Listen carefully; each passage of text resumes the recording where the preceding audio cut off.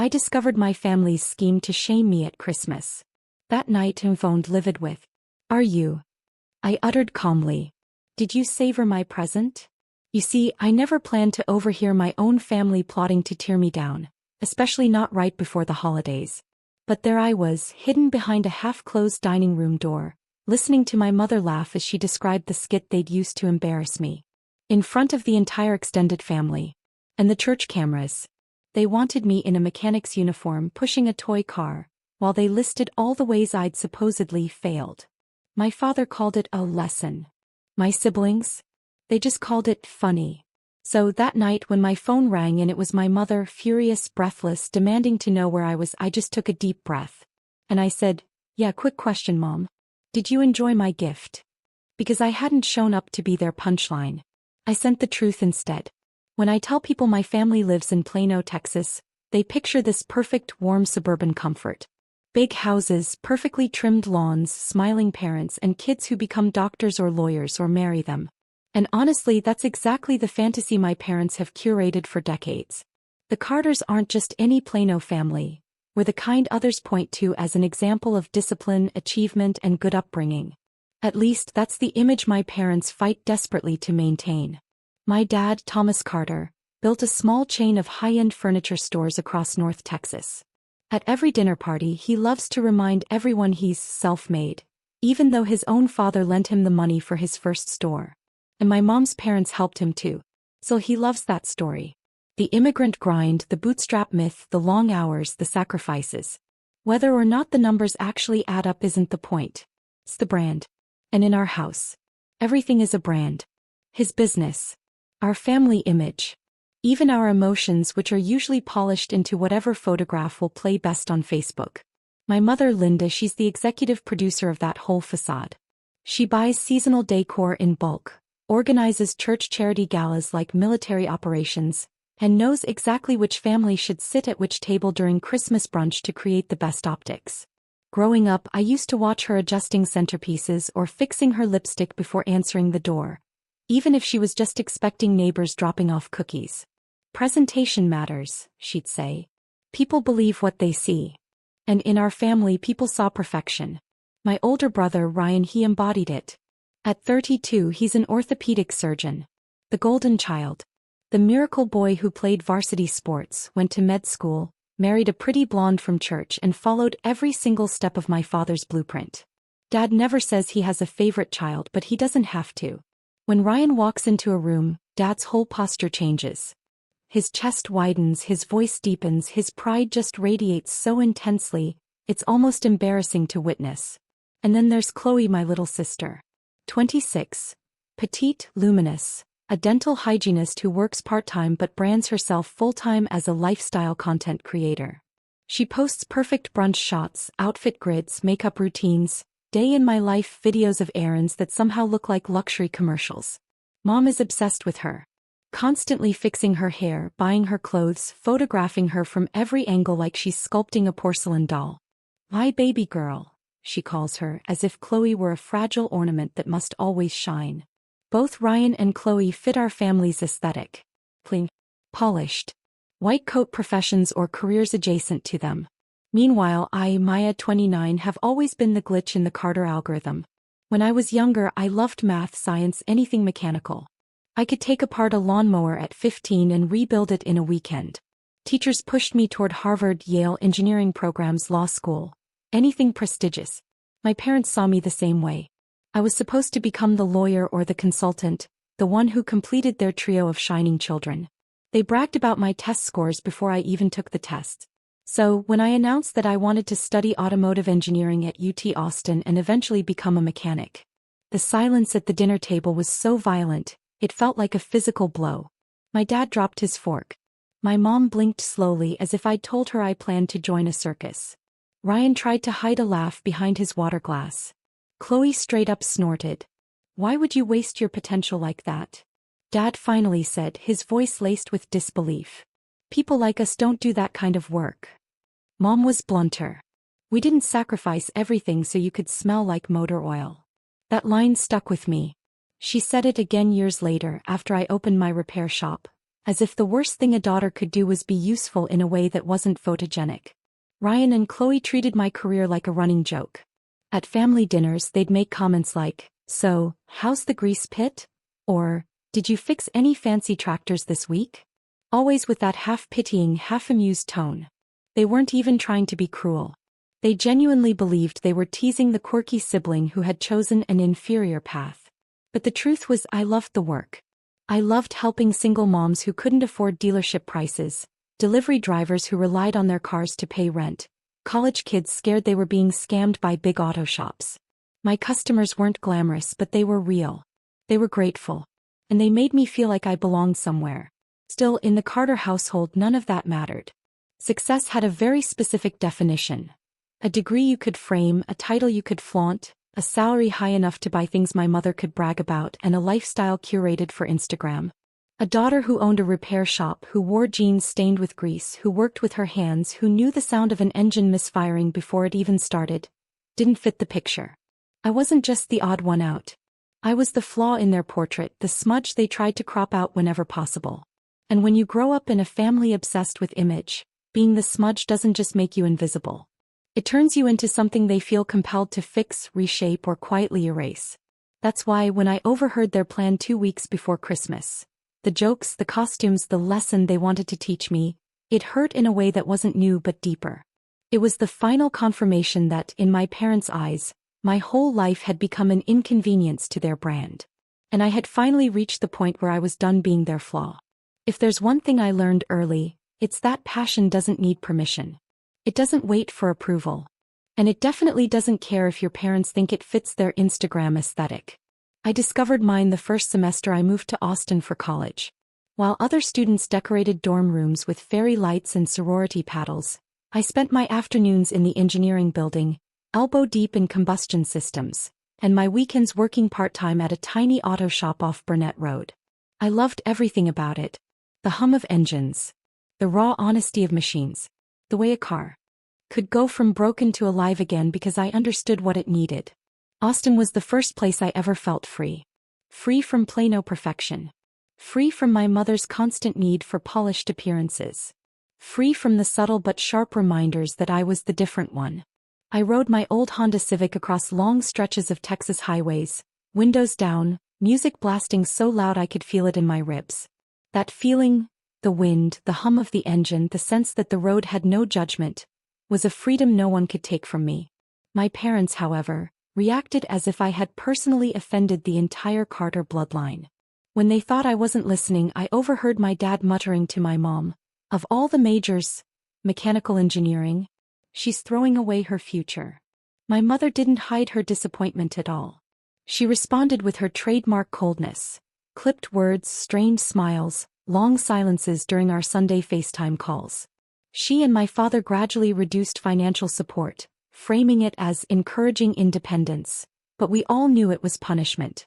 Before letting me leave for Austin, they even made me sign a handwritten agreement that I would get an MBA within 5 years, to keep my options open.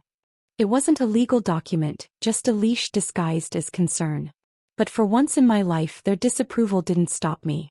After graduation, I moved back to Dallas and worked full-time at another garage, a bigger one this time, where I learned not only technical skills, but how to talk to customers, how to diagnose issues quickly, how to run a front-of-house operation.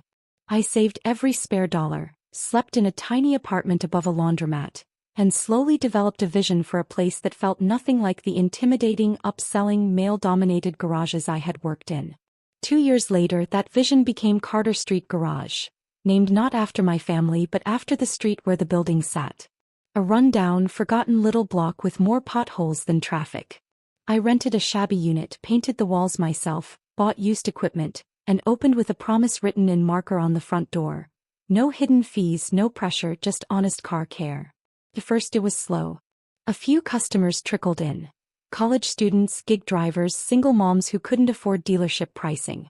But word of mouth spreads fast when people feel respected. I talked them through every issue, showed them replaced parts, offered payment plans, and built trust one conversation at a time.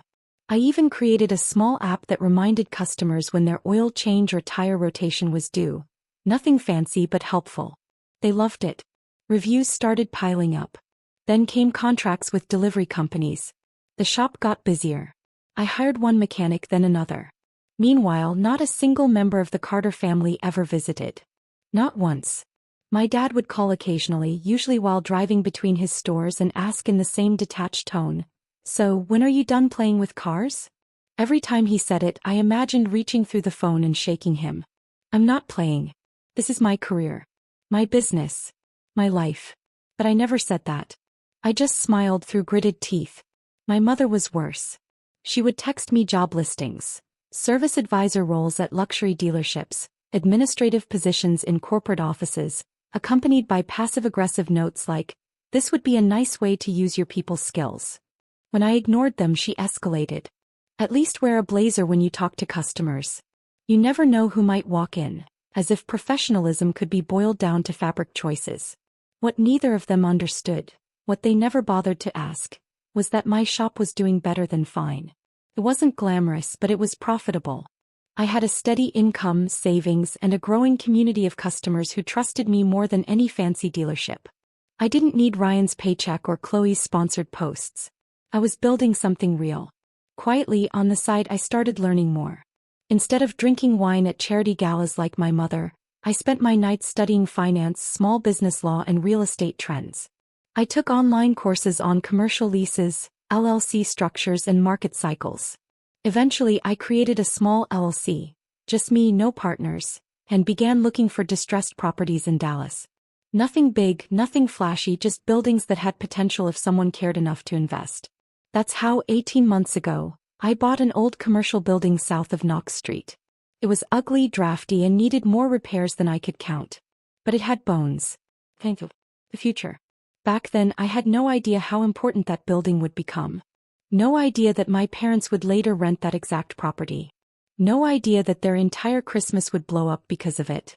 And absolutely no idea that the thing they dismissed as a childish mechanic's hobby would one day hold the power to unravel their perfect image. But life is funny like that. Sometimes the dream they laugh at is the one that ends up saving you and exposing them. By the time November rolled around, Christmas had already begun growing like a storm cloud over the Carter household. And not just any Christmas. This Christmas. The one my mom had been planning since July. The one she described in emails with subject lines like, "Important holiday update," and "Carter family expectations." This year, relatives were flying in from Houston, Oklahoma, California. People I hadn't seen since childhood. Even my grandparents, now frail and slow-moving, were coming despite doctors' orders to avoid long trips. My mother kept saying, it might be their last Christmas with all of us together, as though guilt were a seasoning she sprinkled on every conversation. On top of that, the pastor from our church had asked to film a segment called A Carter Family Christmas, which, according to my mother, would be used for some inspirational holiday montage during the Christmas Eve service. The idea of a camera crew inside our home documenting our smiles, our scripted laughter, our coordinated outfits. It was exactly the kind of thing my parents lived for, and exactly the kind of thing that made my stomach twist. Then one evening in mid-November, my phone buzzed with a call from Mom. Her voice, strangely enough, was softer than usual. Controlled. Careful. The tone she used when she needed something. "Paya," she began. "This year is important. Very important. We have family coming in from everywhere, and the church is filming a little piece about us. We need to show a united front." She paused as if searching for the right phrasing before finally adding, "No drama. No grease under the fingernails." Okay. I stared at my workbench while she talked, my hands still covered in motor oil from replacing brake pads. Grease under the fingernails. She said it like it was profanity, like I was a walking reminder of everything she wished she could Photoshop out of the family Christmas card. Still, some part of me, some naive, hopeful fragment I hadn't been able to kill, wanted to meet her halfway. Maybe because it had been a long year. Maybe because the garage had grown. Maybe because I had finally created stability for myself and wanted my family to see it. Or maybe because a small part of me still craved the approval I pretended not to care about. So I told her, "Sure, Mom. I'll be there." Over the next week, I rearranged my entire life to make it happen. I asked one of my mechanics to take my holiday shifts so I could drive up to Plano early and help decorate. I organized the shop's workflow so customers wouldn't need me on Christmas Eve. I even bought a dress. Nothing expensive, just a simple dark green one that fit nicely and didn't look like it belonged on the wrong side of a charity bin. I planned gifts too. Not fancy ones, just thoughtful ones. I created custom emergency car kits for everyone. Tire pressure gauges, jumper cables, reflective triangles, small first aid pouches. It was something practical, something that came from my world but could help them in theirs. I imagined handing them out with a little laugh, just in case the highway doesn't care how perfect your Instagram photos look. I told myself this year would be different. That maybe my parents would see. I wasn't some embarrassment they needed to tuck behind the Christmas tree. Maybe they'd realize that what I did for a living wasn't shameful, that keeping people safe on the road was just as meaningful as posing for a holiday video or running a fancy furniture store. And maybe they'd finally understand that success didn't always come wearing a blazer. Sometimes it came with dirty hands, a strong back, and a heart that wanted to help. That hope, quiet, persistent, almost childish, kept me going. I imagined walking through their front door not in work boots but in my new dress. I imagined my mom smiling at me not just politely but genuinely. I imagined my dad asking about the garage, actually listening instead of nodding absently. I imagined Ryan cracking a real joke that didn't involve calling me the family mechanic. And Chloe hugging me without glancing to see whether her makeup smudged on my cheek. I imagined a Christmas where I wasn't a punchline. That tiny dream, simple, fragile, stupidly human, was enough to make me try again. Enough to make me pack my bags for Plano. Enough to make me believe that maybe, just maybe, this family would finally meet me halfway. But of course, I didn't know what was waiting for me. I didn't know what they were planning behind closed doors. I didn't know that while I was buying gifts for them, they were crafting a joke out of me. And I definitely didn't know that this would be the Christmas that broke us apart and saved me at the same time. By December 23rd, the house in Plano was already glowing like a Christmas showroom. Every window dripped with warm white lights. The front lawn had 3 identical reindeer, all perfectly symmetrical because in the Carter family, even the deer had to look coordinated. I arrived hours earlier than anyone expected, planning to help with decorations, maybe even bond a little before the chaos of Christmas Eve.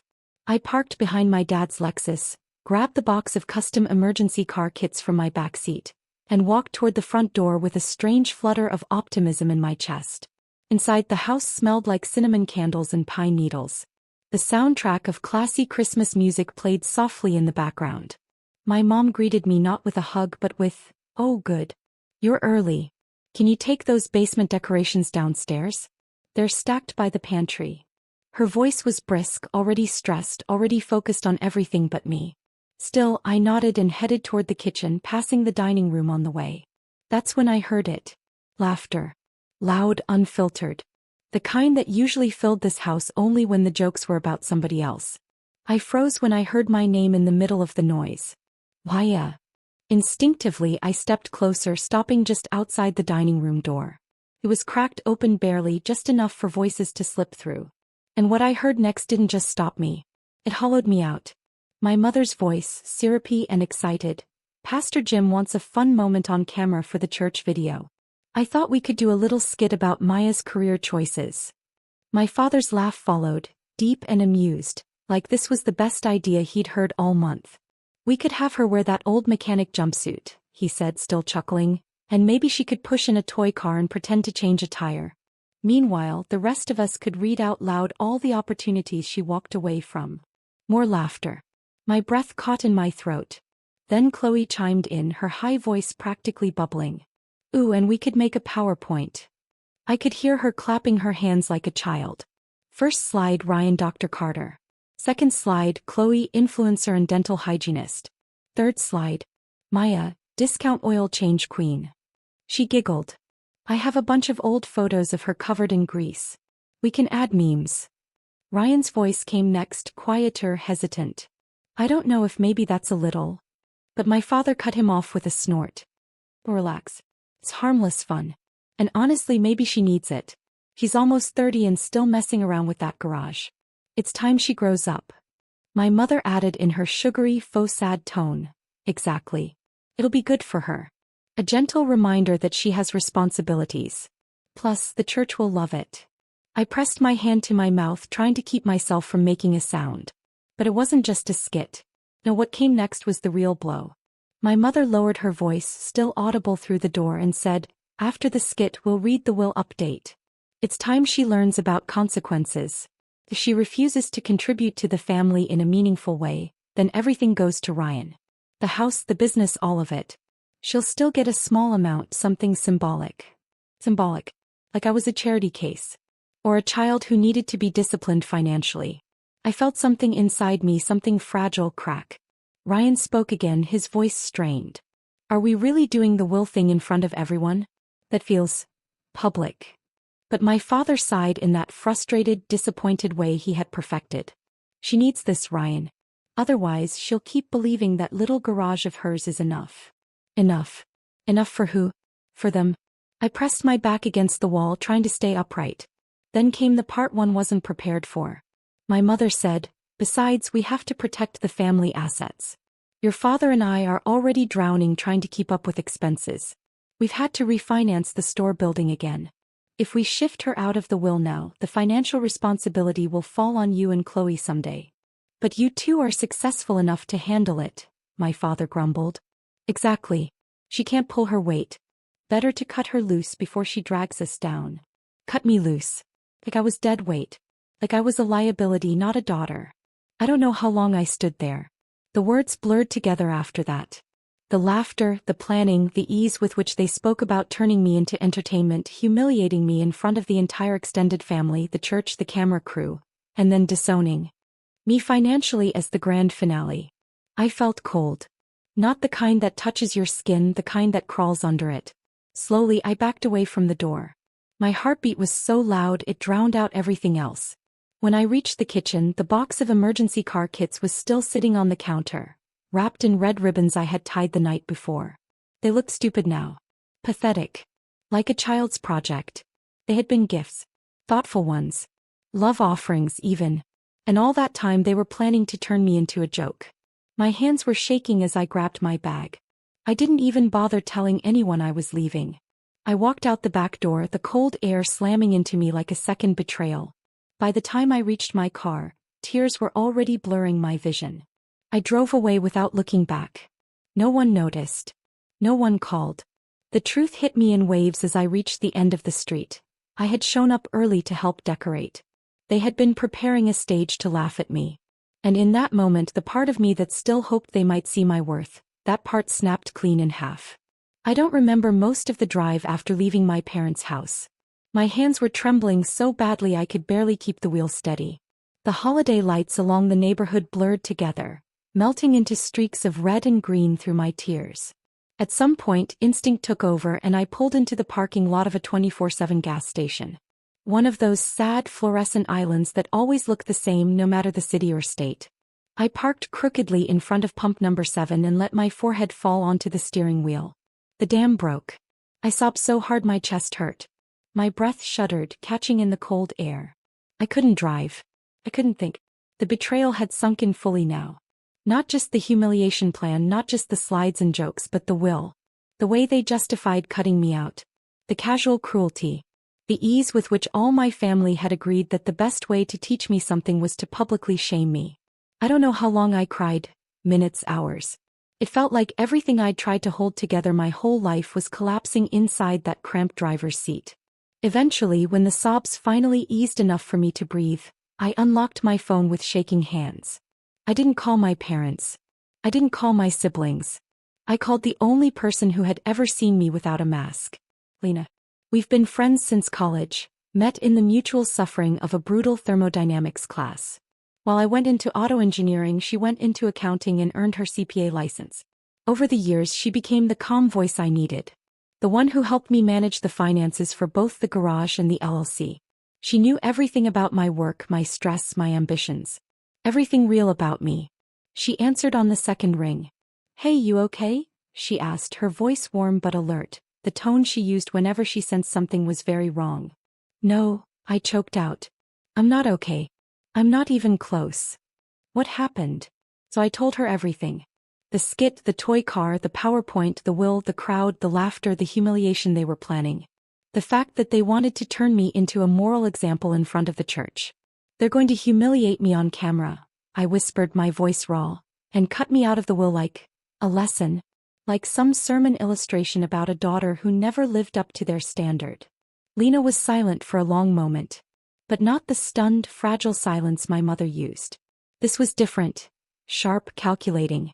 I pictured her sitting at her desk, glasses on, one hand pressed to her forehead as she processed every piece of information. Finally she exhaled. Hey. First, I'm sorry. That's cruel and not normal parenting. Then her voice shifted into something firmer. Second, you need to remember who you are, Maya. Your garage is profitable. You have no debt. None. Do you hear me? She didn't wait for me to answer. And your LLC? Your properties are appreciating. Your cash flow is stable. You are not the weak one here. I sniffed, wiping my eyes with the heel of my palm. It doesn't feel like that.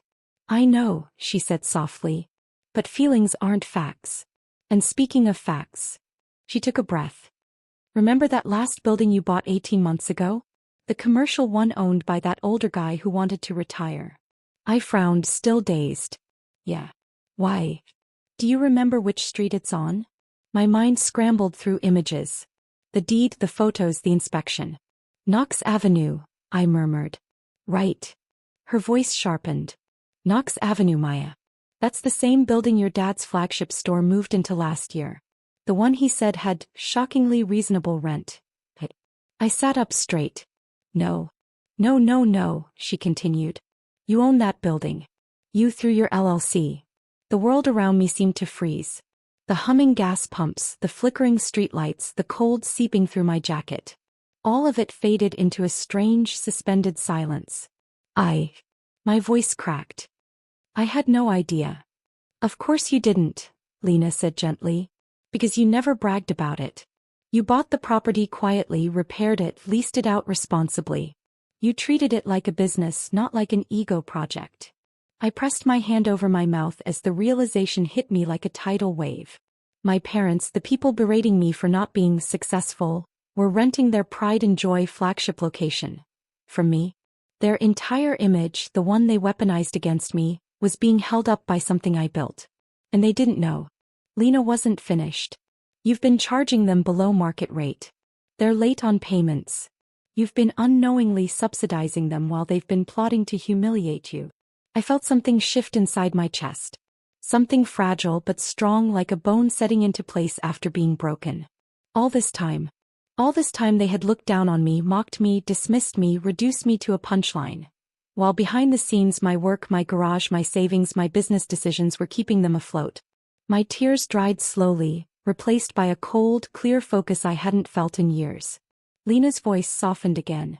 Listen, if they want to teach you about consequences, maybe it's time they learn some too. But not the way they planned. I stared out the windshield at the empty highway, the moonlight hitting the frost on the pavement. My reflection in the glass didn't look broken anymore. Just tired. And awake. If they want a lesson about consequences, I whispered, I can give them one. Just not the way they planned. And for the first time that night I felt steady. Not healed. Not whole. But steady. Like the ground beneath me had finally stopped shaking. I spent the rest of that night sitting in my car outside the gas station, the cold seeping into my bones while Lena stayed on the line with me. Steady, calm, practical in the way only she could be. Once my breathing evened out, she guided me step by step through what needed to happen next. And for the first time in my life, instead of shrinking under my family's judgment, I was about to confront it with truth and boundaries. Two things they had never expected from me. The first thing we did was open the shared folder with all my LLC documents. Lena walked me through every clause of the commercial lease agreement, the one my parents had signed so casually, probably not even reading half of it because they assumed the landlord would always be some faceless corporation, not their own daughter. My heart sank as we scrolled through the payment history. They had missed 2 consecutive rent installments. No communication, no partial payments, nothing. The system had automatically flagged them as being in breach of contract. Lena hummed thoughtfully. Okay, that gives us leverage. And look at this. She highlighted a paragraph in the lease. Your lease includes a clause allowing you to refuse renewal if notice is given by December 30th. It also allows you to increase rent to market value if they're delinquent. I stared at the text, the words slowly clicking into place. My parents had treated me like a burden, a disappointment, a joke to be used in a holiday skit. Meanwhile, I had unknowingly been giving them a discount, subsidizing the very lifestyle they used to shame me. The irony burned. But this wasn't about revenge. Lena made sure I remembered that. We're not punishing them, she said gently. We're enforcing boundaries, ones they've bulldozed your entire life. There's a difference. And she was right. For the first time ever, I wasn't acting from a place of wanting their approval. I wasn't scrambling to prove I was worth loving. I was simply stepping out from under them. We got to work. By 2 a.m., we had drafted the framework for what Lena jokingly called the Christmas gift. Though the truth was it wasn't a gift. It was accountability wrapped in legal stationery. The real gift was clarity, the sort I wished I'd had years earlier. The plan was simple, clean, and painfully fair. 1. A formal letter from a licensed attorney, one of Lena's colleagues, would be delivered to my parents during Christmas Eve dinner. The timing wasn't vindictive. It was symbolic. They had chosen that night to humiliate me. I chose it to tell the truth. 2. The letter would state that the current lease would not be renewed after January 30th. If they wished to remain in the building past February 1st, they would need to sign a new lease at market value, an amount far higher than what they'd been paying. 3. The overdue rent, 2 months' worth, would need to be paid within 15 days. 4. All guarantors listed on the original contract, my father, mother, and Ryan, were required to attend an in-person meeting with the attorney during the first week of January. Their signatures made them legally responsible. This wasn't punishment. This was business. 5. Attached to the packet, printed clearly for everyone to see, would be the official beneficial ownership documents confirming that I, Maya Carter, was the sole owner of the Knox Avenue property. No theatrics, no name-calling, no sabotage. Just facts laid out plainly the way they never expected. When we finalized the draft, Lena paused. Maya, before we send this, I need to ask you something.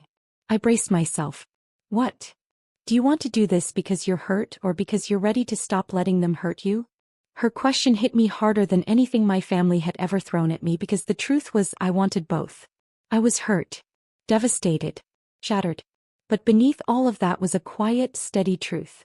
I was finally ready to stop letting them treat me like the family clown. I swallowed. I'm ready, I said softly. Then one more thing, she replied. I want you to schedule an appointment with a therapist. Not because you're broken, but because what you're doing is big and you deserve someone who can help you stay grounded through it. Surprisingly, I didn't resist. I made the appointment before dawn. The next morning, instead of packing for Plano, I packed for Colorado. I rented a small Airbnb cabin outside Breckenridge. Nothing fancy, just wood, warmth, and quiet. Then I started making calls to the people who had become my real support system. The single moms whose cars I'd fixed for free during the pandemic. The delivery drivers who always brought me coffee before their morning routes. The gig workers who trusted me when no other shop took them seriously. A few friends from Austin. And of course Lena. I told them I wasn't spending Christmas alone this year. They showed up without hesitation. And that's when it clicked. Family isn't the people who share your last name. Family is the people who show up when you're falling apart. As I drove toward Colorado with snow beginning to dust the highway, I whispered to myself, more affirmation than declaration. If they chose to make me the punchline, I'd choose to stop being part of the joke. I would no longer sit at tables where I was the entertainment. I would no longer beg for love dressed as approval. I would no longer shrink myself to fit a role written for everyone but me. This Christmas I wasn't running away. I was choosing where I belonged. And it wasn't in a dining room in Plano with a camera pointed at me. It was in a cabin in Colorado with people who saw me as human, not a prop. Christmas Eve arrived like two completely different worlds unfolding at the exact same time.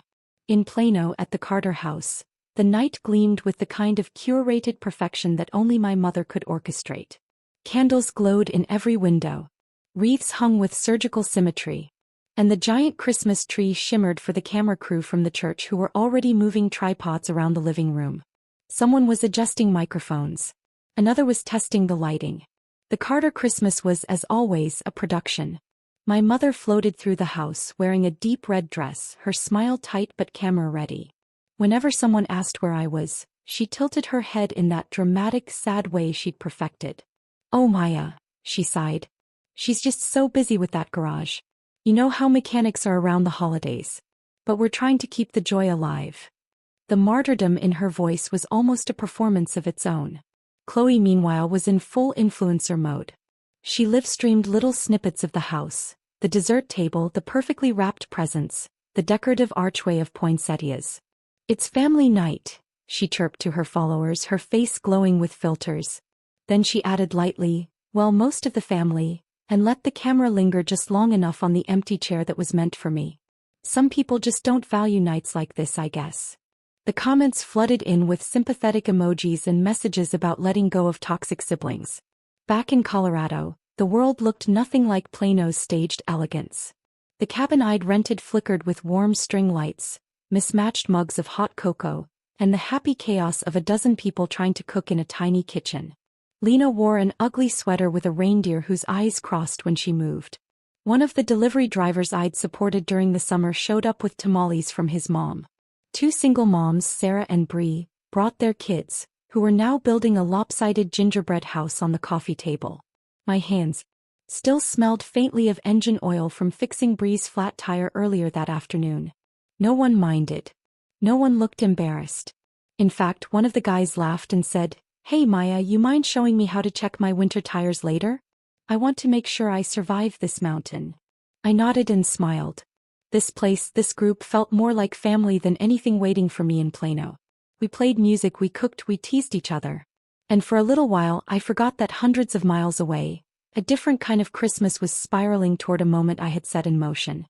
Until it happened. At the Carter house, right as everyone finished their first round of dessert and the pastor's team gave a nod that the cameras were rolling again, the doorbell rang. My mother's face lit up. Delivery boxes on Christmas Eve usually meant gifts from donors, special church contributions, or something equally flattering. "Oh, let's bring it in. They can film this too." "Holiday generosity," she chirped. A young courier stepped inside, shivering in the Texas cold. "Delivery for the Carter family," he said, holding out a stack of large white envelopes stamped with a law firm logo. My mother accepted them with a smile so bright it could have hosted a charity gala. She opened the first envelope right there at the table, expecting a check, a thank you letter, something she could wave proudly at the cameras. Instead, her face stiffened. Her eyes darted across the page. Confusion slid into dread so quickly it drained the color from her cheeks. "Thomas," she whispered, voice cracking. "Read this." My father took the letter, scanning it with growing horror. The first page alone was enough to darken the room. A formal notice of default. A list of overdue rent payments. An official termination of the lease effective January 30th. The pastor, the relatives, the church volunteers. They all watched as my father's hand began to shake. My mother grabbed another envelope, ripping it open with trembling fingers. Inside was a packet of legal documents. Proof of beneficial ownership, contracts, LLC filings, page after page showing that the Knox Avenue building, their flagship store, the pride of their business, the one they'd bragged about switching to because of its amazing rate, was owned by one person. Maya Carter. They read the name aloud, loud enough for the whole room to hear. Loud enough that the cameraman lowered his equipment, unsure whether to keep filming or not. The silence was suffocating. My father blinked at the page like it had betrayed him. Maya. He stammered as if the idea was impossible. My mother dropped her wine glass. It shattered across the hardwood floor. She didn't even flinch. Grandma leaned forward, squinting. "Is that our Maya? Mechanic Maya?" Chloe's live stream cut off instantly. Ryan whispered, "Oh God." Relatives exchanged looks, some of disbelief, some of fascination, some of respect. Pastor Jim glanced between my parents, unsure if he should pray or back away slowly. The perfect Carter Christmas had cracked open like an egg. Messy, raw, unfiltered. The family who cared so deeply about image had been exposed in front of the very people whose approval they worshipped. And all it took was the truth. Hundreds of miles away, in the warmth of the Colorado cabin, my phone began vibrating on the kitchen counter. Call after call after call. The screen lit up with Mom, then Dad, then Chloe, then Ryan, then home phone, then Mom again. Lena looked at me with raised brows. "Showtime. Want to answer?" I took a breath, savoring the moment. The pie was cooling on the counter. Laughter echoed from the living room. Snow tapped against the windows like soft fingers. I smiled, picked up the pie server and said, Not yet. We haven't cut the pie. And for the first time in years I felt something that had nothing to do with revenge. I felt free. By the time the last of the dishes were washed and the kids had fallen asleep on the couch, wrapped in mismatched blankets, the Colorado night had settled into a deep, peaceful quiet. Snow drifted steadily outside, landing softly on the wooden railing of the cabin's porch. My friends were still inside, laughing over a card game. But I needed a moment alone. Not to prepare because everything that needed to happen had already happened, but to breathe. I stepped onto the porch, letting the cold, sharp air sting my cheeks and steady my heartbeat. My phone vibrated in my pocket, and when I pulled it out, the screen glowed with a notification that almost made me laugh. Mom, 7 missed calls. Of course. The display blinked again. Another incoming call. This time I answered. Her voice tore through the line instantly, raw and furious. How dare you ambush us like this on Christmas? In front of the church? In front of your grandparents? Do you have any idea what you've done? I leaned against the railing, watching snowflakes dissolve on the wood. Her rage didn't shake me the way it used to. Maybe because I'd finally realized it wasn't actually about love or disappointment. It was about control. Where are you? I asked calmly. The question threw her off. Where are we? We're at home, of course, trying to salvage what's left of this evening. Your father is in shambles. The whole family is asking questions. And Pastor Jim. Did you enjoy my gift? I asked gently. Silence cracked through the air like ice splitting on a lake. Then she roared. Gift? That wasn't a gift, Maya.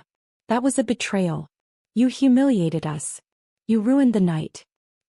I cut her off. Mom, let's not pretend you know what betrayal feels like tonight. Oh, don't you dare, she snapped. You ungrateful child. We have given you everything, and this is how you repay us?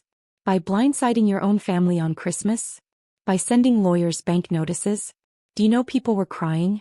Your grandmother nearly fainted. We looked like fools. I inhaled slowly. This was the moment where the old me would fold. Apologize. Shrink. Blame herself. But that version of me was gone. Mom, I said quietly. You're angry at the consequences, not the truth. We were trying to help you, she screamed. That little skit was supposed to motivate you. It was meant to be funny. Funny. My voice remained steady. A PowerPoint calling me discount oil change queen is funny? Making me push a toy car in front of the church cameras is funny? Cutting me out of the will on film is funny? Oh, for God's sake, Maya. That was a lesson. You need direction. You refused to listen. You chose that mechanic life, and we were just trying to what? I asked. To shame me into being someone you can brag about? She hesitated. And that hesitation was all the answer I needed. I continued, my voice calm but razor sharp. Let's talk about the will and the skit and the jokes. You wanted to humiliate me publicly as a moral lesson for the church. But I'm the one who betrayed you. She tried again. You misunderstood. No, I said, cutting her off with a firmness I had never used before. I understood perfectly. And so did the entire family when they read the letters. I paused, letting the weight sink in. You know what's funny, Mom? My voice softened. Not out of kindness but clarity. I bought that building 18 months ago. The one your flagship store is in. The old landlord retired and wanted someone responsible to take over. I repaired the plumbing. I upgraded the wiring. I kept the rent low for tenants who needed a break, including you. He sucked in a breath. Disbelieving. You're lying. I'm not, I replied. I gave you below market rent. I said nothing when you were late on payments. I stayed silent because I thought, even if you didn't respect my career, I could still help the family. Quietly. Her voice faltered. You bought that, Maya? Why would you? Why didn't you tell us? Because every time I talk about my accomplishments, you act like they're mistakes. Her silence was louder than her shouting. And then, predictably, she pivoted to gaslighting. We were joking, Maya. You always take things so personally. You know we love you. You know we didn't mean, this isn't love, I said. And it wasn't a joke. A joke is mutual. A joke is harmless. A joke doesn't involve stripping your daughter from the will on camera to make her look like a failure. You're overreacting, she snapped. And if you go through with this, raising the rent, canceling the lease, your father's business will suffer. People will ask questions, you'll ruin the family name. I almost laughed. Mom, you already ruined the family name.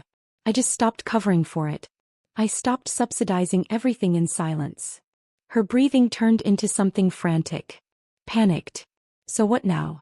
You think you can threaten us with buildings and lawyers? You think you can win? I'm not trying to win, I said. I'm asking for respect. I'm asking for boundaries. You won't give them willingly. So now they're written into legal documents. You have 30 days to vacate or renegotiate at the actual market rate. I'm not punishing you. I'm just done setting myself on fire to keep you warm. She was silent for a moment. I could hear voices in the background, relatives whispering, the pastor muttering, my father pacing. Then she screamed again, her voice cracking under the strain. This conversation isn't over, Maya. You hear me? I felt the last piece of my fear dissolve. For me, I said softly, it actually is. I let the quiet stretch for a heartbeat. Merry Christmas, Mom. Then I hung up. My hand trembled slightly, but for the first time not from fear. From release. The snow kept falling around me, gentle and indifferent, and I realized I had never felt lighter. In the weeks that followed Christmas Eve, the Carter family scandal spread through Plano faster than tinsel in a winter storm. Word traveled from cousin to cousin, pew to pew, neighbor to neighbor. And it didn't matter that no one had posted a video or shared the documents publicly. The story had been witnessed in real time by enough people for it to ripple outward like a quiet earthquake. Some chose sides. Some stayed neutral. Some pretended not to care while leaning forward eagerly to hear every detail. What surprised me most was that the reactions weren't what my parents had expected. A handful of church members and family friends defended them, wringing their hands and saying things like, Maya shouldn't have embarrassed her parents like that, especially on Christmas. But more than a few whispered a different question, a sharper one that cut through the polite surface. Why did they feel the need to teach a lesson to their grown daughter in front of the entire family? And since when is public humiliation a form of parenting? The question hovered in the air every Sunday at church, every family dinner, every volunteer night at the community center. My parents hated that question more than they hated my ambush, more than they hated the overdue payments being made public. Because for the first time the narrative wasn't shaping in their favor. A week after Christmas, my father finally broke the silence. He didn't call, he sent an email. A long one. Pages long. A full financial assessment, as he titled it, outlining profits, losses and projections for the future of his furniture stores. He wrote about supply chain delays, seasonal downturns and unforeseen financial pressures. He believed it justified why I should lower the rent instead of raising it. He ended with, families should support each other. We are asking you to reconsider the new lease terms for the sake of family unity. I didn't take the bait. I replied with 4 sentences, Dad, thank you for the update. Please forward all business inquiries to the attorney handling the Knox Avenue lease. I extended discounted rent for 18 months as a personal courtesy, and now we are simply aligning with standard market value. Wishing you the best moving forward. It was the first time in my life I had responded to him without explaining, defending, or apologizing. He didn't reply. A few days later, Ryan called. He didn't bother with greetings. What the hell were you thinking? He snapped the moment I answered. Do you even realize what you've done to Dad? He's furious. The whole family is. I cut him off. Do you realize what you all planned for me? He hesitated. Planned for you? It was just a skit, a joke, I said slowly. A PowerPoint, a costume, publicly cutting me from the will. All of it. I heard everything on the 23rd, Ryan. Every word. Silence. Then in a much smaller voice he said, I didn't know it would be like that. I thought it was just some silly church video. Mom said it was motivational. You didn't realize they were going to, well, humiliate me, strip my inheritance, turn me into a parable? He didn't say the words, but the guilt in his voice filled them in. For the first time in years, Ryan didn't defend them. He didn't defend himself either. He just sighed. I'm sorry, he whispered. I didn't know. And I believed him. Not because I wanted to, but because Ryan had never been a mastermind. He went along with things, even bad things, because life was easier when he didn't question it. But that didn't make it hurt any less. Chloe, on the other hand, reacted exactly as expected. She didn't call. She didn't text. Instead, she posted cryptic Instagram stories with captions like, "Some people betray blood, and not everyone deserves a seat at your table." Always vague. Always just subtle enough to deny if asked. She kept her brand polished, victimized but elegant, wronged but glowing. I ignored every post. But not everyone stayed silent. 2 cousins I barely talked to messaged me privately, saying they didn't support the way my parents treated me, even if they didn't want to be dragged into the drama. An aunt sent me a single sentence: "You deserved better that night." It wasn't much, but it was something. Meanwhile, in my world, the world outside the Carter performance, the consequences were wildly different. When people in my customer base heard what had happened, many reached out with small kindnesses. Cards, cookies, tips, referrals, even little notes like, "Keep your head up, Maya. You're one of the good ones." The garage got busier. New customers came in saying things like, "Heard you're the honest mechanic in town," or, "My cousin told me what happened. You deserve better." Word spread not about scandal but about strength. By mid-January, the garage had its best month since opening. Lena and I, with more confidence than ever, began looking seriously at acquiring a second property. Not to rescue anyone. Not to prove anything. Not because I owed my family a safety net. But because it made sense for the business. As I could. As I had built something worth expanding. For the first time in my life, my decisions weren't influenced by fear of disappointing them. I wasn't shrinking or compensating or apologizing. I was finally living without their approval. And I wasn't just surviving. I was thriving. And yet, even with the peace that came from stepping away, I could sense a shift coming. Something quieter. Something that wasn't about contracts or consequences or Christmas scandals. The next chapter wasn't about punishing my family. It was about rebuilding myself. And that truth would become clearer 1 year later on another snowy winter night. A full year passed. Not quietly. Not cleanly. But steadily, like a long exhale after decades of holding my breath. Winter returned to Plano and Dallas and Colorado, and with it came the small, subtle signs of how much life had shifted since that explosive Christmas Eve. My parents had moved their flagship store out of the sleek Knox Avenue building months earlier, settling instead into a smaller, more modest location, tucked between a strip mall nail salon and a tax accounting office. No more billboards, no more grand holiday launches. They didn't say it aloud, but I knew the truth. Reputations were easier to rebuild than balance sheets. Pride was harder to swallow than new rent. They still didn't talk to me much. The communication remained strictly transactional. Occasional emails about forwarded mail or a stray tax document. Nothing cruel. Nothing warm. Just neutral. Polite. Distant. My mother's sentences were shorter now. My father's punctuation more careful. It felt like watching 2 people learn a language they'd never had to speak before. Accountability. Ryan broke away from their orbit entirely. A few months after Christmas, he opened his own orthopedic clinic in a modest medical plaza, no longer under my father's shadow or pressure. On the day he signed the lease, he sent me a short text. "I'm doing this on my own. Just wanted you to know." I wished him luck. It wasn't forgiveness. Not yet. But it was a start. Chloe kept up her influencer life, posing in matching pajama sets and posting skincare hauls. But every now and then she shared something oddly introspective. A caption like, "Family is complicated and growth is messy," or a selfie with a long paragraph about learning to see people beyond their labels. It wasn't an apology, but it was something. Maybe her version of thinking. My world, though, it bloomed. By late summer, my garage had grown so steadily that I opened a second small location. Nothing extravagant, just enough room for 3 lifts, 2 new hires, and a tiny break room with a microwave that only worked when you slammed the door just right. Lena helped me manage payroll, taxes, and the endless sea of paperwork I still hadn't gotten used to. Our free winter check program for single moms and low-income drivers became an annual tradition. One people in the community now anticipated, even volunteered for. I moved out of my small apartment near downtown Dallas and into a little house with its own garage. Sun-faded siding, squeaky floors, and a yard that needed more work than I could ever finish. I renovated it piece by piece, sanding cabinets at midnight, replacing old pipes, rewiring the garage door myself. Every improvement felt like reclaiming something. A life, a home, a self. Emotionally, I kept going to therapy. I kept learning slowly, stubbornly, That worth didn't come from being the daughter my parents wanted. That family wasn't a prize you earned.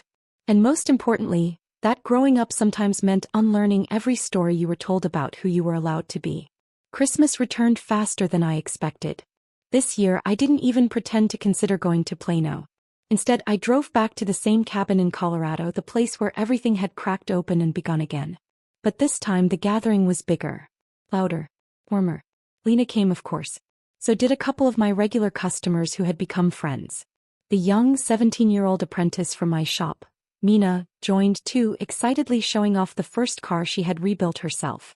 A few new friends arrived, people I'd met along the way. A delivery driver, a nurse, a school teacher.